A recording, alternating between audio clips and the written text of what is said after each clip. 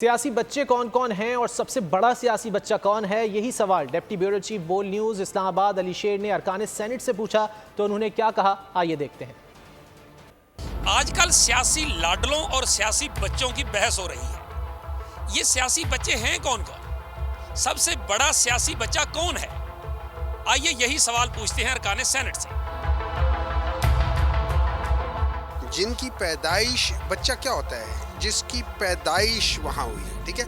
अब अगर हम जाके देखते हैं, हिस्ट्री में जाके देखते हैं तो किन किन लोगों की पैदाइश आर्मी की गोद में हुई है। पैदाइश का मतलब यह है कि उससे पहले कोई एग्जिस्टेंस ही नहीं थी पार्टी की। सियासत में आने के लिए, इलेक्शन में खड़ा होने के लिए उम्र है 25 साल। बंदे को इलेक्शन में खड़े होने दिया जाता है तो उसका अपना मौक़िफ़ आता है, वो बच्चा नहीं रहता।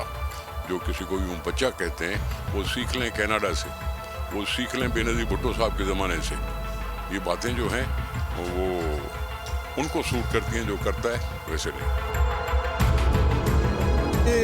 शमीम अफरीदी, मियां नवाज शरीफ, शहबाज शरीफ, मोहतरम जरदारी साहब, बस ये सारे बच्चे जो 3 दफ़ा हुकूमत की है, अब मगर हमें आया नहीं आई, अभी चौथी दफ़ा उसको हुकूमत दे रहे हैं। मेरा ये ख्याल है कि ओल्ड इज़ गोल्ड, और क्या अभी जो है वो ज़ाहिर है हमें जो है अब तजुर्बाकार लोगों से सीखना चाहिए कि क्या काम होता है, कैसे होता है, और उनके तजुर्बे से सीखना चाहिए, बजाय इसके कि वो गलतियाँ जो वो कर चुके हैं हम भी वही करें। अरकान सेनेट की अक्सरियत का कहना है कि सियासी बच्चा होना कोई जुर्म नहीं। अगर डॉक्टर का बेटा डॉक्टर बन सकता है तो सियासतदान का बेटा सियासतदान क्यों नहीं? जबकि पीटीआई का कहना है कि किसी की आशीर्वाद से सियासत में आना ही सियासी बच्चा कहलाता है।